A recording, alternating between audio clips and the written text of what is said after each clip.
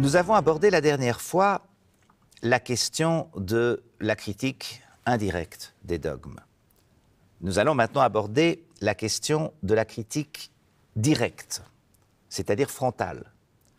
Je rappelle que le dogme, c'est une thèse sur le monde et aussi sur l'action, la manière dont on peut se comporter dans l'existence, les valeurs que l'on doit adopter ou que l'on doit refuser, et que cette thèse a ceci de particulier qu'on ne peut pas la mettre en cause parce qu'elle est supposée venir d'en haut. Elle a été énoncée par des auteurs inspirés par Dieu. Les auteurs de la Bible, ce n'est pas Dieu lui-même, mais ils ont été, les évangélistes, etc., ils ont été inspirés par Dieu. Et donc, c'est un texte sacré.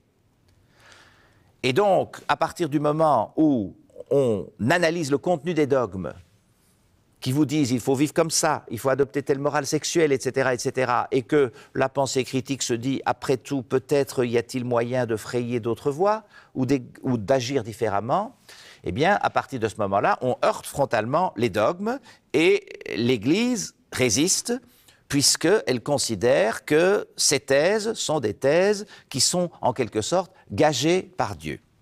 Alors, qu'est-ce qui se passe dans l'évolution de l'Europe? C'est assez complexe. Il y a eu des mouvements complexes. J'en ai parlé à propos du nom de la rose, la critique indirecte.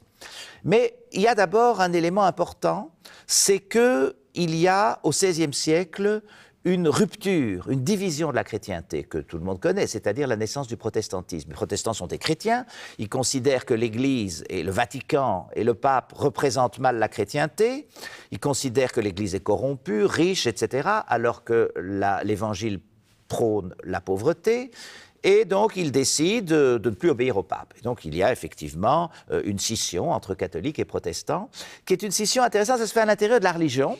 Donc les protestants, on peut dire qu'ils sont aussi dogmatiques d'une certaine façon, parce qu'ils se réfèrent aussi au texte sacré, mais le fait que le christianisme soit divisé l'empêche de dominer totalement la société, puisque la division est en lui.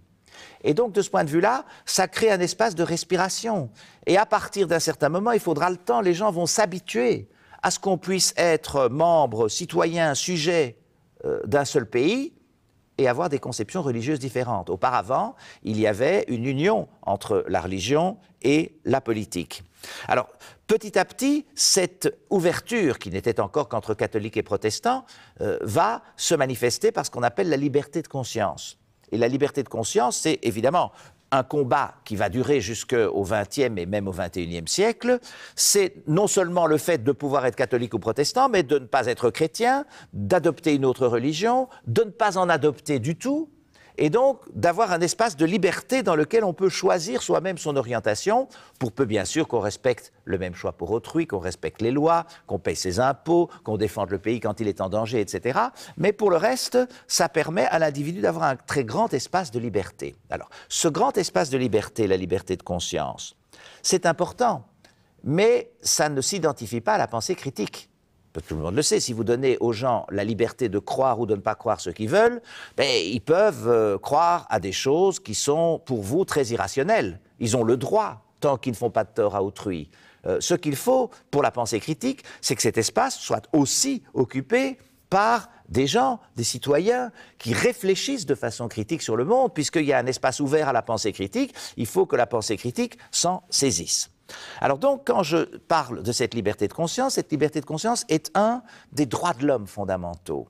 Vous savez, à partir du 19e et du 20e siècle, les droits de l'homme vont devenir vraiment la valeur politique fondamentale. Vous pouvez faire ce que vous voulez, il faut d'abord respecter les droits de l'homme. Et rappelez-vous, le grand problème de l'expérience de Milgram, c'est ce qu'on avait enseigné aux gens, et ils ont fait le contraire dans l'expérience. Le premier droit de l'homme ici, c'est la liberté de conscience. La liberté religieuse, mais liberté de conscience est plus large, puisque c'est aussi la liberté de ne pas croire. Et cet espace de la liberté de conscience devrait pouvoir être occupé aussi par la pensée critique. On ne peut obliger personne à penser de façon critique, bien entendu, ce serait une contradiction dans les termes, puisque c'est une liberté, mais cette liberté, une fois qu'elle existe, il faut encore être capable de s'en saisir. Et ça ne vaut pas que vis-à-vis des églises, ça vaut aussi vis-à-vis des pouvoirs absolus. Petit à petit, les individus vont réfléchir à la meilleure manière de s'organiser en société. Les Grecs l'avaient déjà fait, Rappelez-vous, Aristote, et ils vont contester cette espèce de dogme politique qui est celui « vous devez obéir aux autorités établies, point à la ligne ». Souvent parce qu'elles sont investies par Dieu, et donc chaque fois qu'on invoque Dieu, c'est une manière de dire « vous ne pouvez pas y toucher ». En fait, ça ne sera pas tout de suite la démocratie, comme nous la connaissons aujourd'hui, mais petit à petit, la demande d'un contrôle du pouvoir pour que le pouvoir agisse de façon moins absolue et arbitraire. Par exemple, qu'il y ait une justice indépendante, qu'il y ait des lois qui soient appliquées, qu'il y ait une prévisibilité, qu'il y ait une certaine liberté d'expression, etc., etc. Ça va aussi prendre du temps, mais c'est tout à fait essentiel. Et c'est effectivement ce qu'on appelle à l'époque contemporaine l'autonomie de l'individu moderne. L'autonomie, ça ne signifie pas que vous pouvez faire ce que vous voulez. Nous sommes plusieurs, donc nous vivons en société, mais ça veut dire que l'individu a un large espace de liberté, à la fois sur le plan spirituel, liberté de conscience, et aussi sur le plan politique, qui lui permet de faire en sorte que l'autorité politique ne soit pas absolue. Et là, ça peut permettre à la pensée critique de se développer.